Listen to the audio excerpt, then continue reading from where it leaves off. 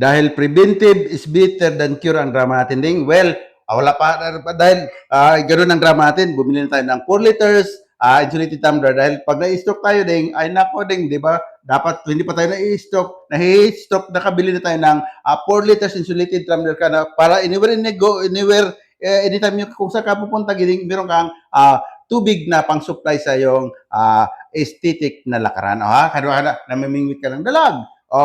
Nagdadamo ka dun sa palayan mo, nag-hiking ka, o nag-gym ka, o nagsusumba ka,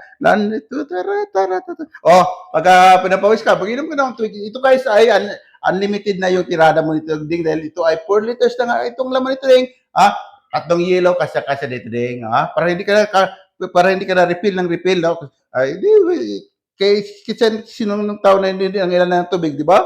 Tubig is life tayo, di ba? Siyempre, mas malamang yung part ng water sa katawan natin, di ba? O kaya we must always have this pang malakasang insulated tumblers. Kaya ito, pang 4 na litro ang laman ko. Ito guys ay stainless steel, ha? 304 yung kanyang category na stainless. Pang malakasan. Pwede ka mag-inom dito din sa kanyang pwede dito, mayroon din siya, kung gusto mo, maestro din siya, kung gusto mo lang naman. Pwede rin siya, i-open mo itong lid niya dito, pwede rin. Napaka-aesthetic ko. Ang kanya mo yung kulay niya guys, the very nature na nature, green na green, di ba, sino ka dyan?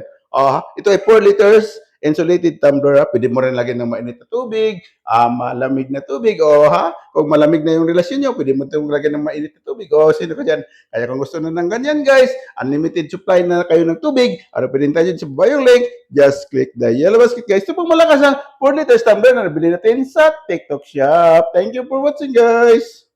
Napaka-aesthetic dito din